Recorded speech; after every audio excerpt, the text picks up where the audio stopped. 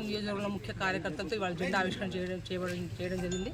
ప్రత్యేకంగా మాజీ ముఖ్యమంత్రి కేసీఆర్ గారి యొక్క నాయకత్వంలో తెలంగాణలో బ్రహ్మాండంగా గత 10 ఏళ్లలో ముఖ్యమంత్రిగా వారు ఉన్నప్పుడు ప్రజల కోసం ఎన్నో సంక్షేమ కార్యక్రమాలు ప్రజల కోసం ప్రతి ఒక్కరు చేయడం జరిగింది. రానున్న రోజుల్లో ఖచ్చితంగా ఇప్పటికే ప్రజలందరూ కూడా కేసీఆర్ గారు పోగొట్టుకున్నామనే విషయాన్ని వాస్తవాన్ని ప్రజలు అందరూ ఇప్పటికే పసిగట్టి పొరపాటు జరిగిందని చెప్పేసి వాళ్ళు స్పష్టంగా వాళ్ళు గ్రహించడం జరిగింది. ఈసారి ఎలక్షన్స్లో ఎక్కడెక్కడైతే బీఆర్ఎస్ పార్టీ అభ్యర్థులు నిల్చున్నారో వారందరూ కూడా కేసీఆర్ గారి నాయకత్వంలో భారీ మేరతో గెలవబోతున్నారని చెప్పి ఈ సందర్భంగా తెలియపరుస్తూ మరొకసారి అందరికీ కూడా తెలంగాణ ఆవిర్భావ దినోత్సవ శుభాకాంక్షలు తెలియపరుస్తాం.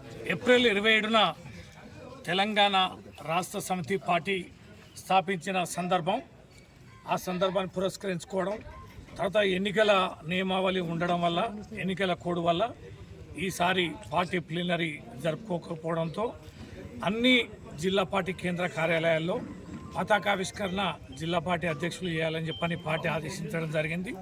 దాంట్లో భాగంగా మహబూబాబాద్ జిల్లా కేంద్రంలో మహబూబాబాద్ జిల్లా అధ్యక్షురాలు మాలోతు కవిత గారు పతాకావిష్కరణ చేయడం జరిగింది. పార్టీ ముఖ్య నేతలందరూ కూడా ఈ కార్యక్రమంలో పాల్గొన్నారు.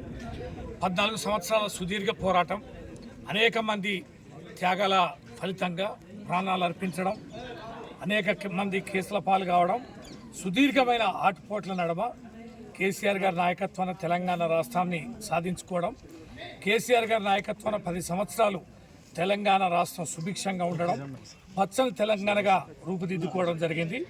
ఈ 24 సంవత్సరాల సుదీర్ఘంగా జరిగిన అనేక అనుభవాలని నెమరు వేసుకొని మరి గుర్తు చేసుకునే సుదినం ఇది. ఇలాంటి సుదినాన్ని తప్పనిసరిగా ప్రతి కార్యకర్త హృదయాల్లో సుస్థిరంగా ఏప్రిల్ 27 ఉండిపోతుంది అనడంలో ఏ రకమైన సందేహం లేదు. మాకైతే చాలా సంతృప్తి ఉంది. రాష్ట్రం కోసం పోరాటం చేశాం, తెలంగాణ రాష్ట్ర సమితి ఆధ్వర్యంలో ప్రభుత్వాన్ని ఏర్పరిచాం, తెలంగాణ రాష్ట్రానికి సంబంధించిన మౌలిక ఏవైతే అంశాలు ఉన్నాయో వాటిని పరిష్కారం చేశామనేది ప్రజల తీర్పు ఏ రకంగా ఉన్నా ఖచ్చితంగా ప్రజాక్షేత్రంలో ఉంటాం, ప్రజల పక్షాన్ని పోరాడతాం. గులాబీ జెండా ఎగురుతూనే ఉంటుంది. గులాబీ సైన్యం ఎప్పుడు ప్రజాక్షేత్రంలో ప్రజల కోసం నిరంతరం పనిచేస్తూనే ఉంటాం.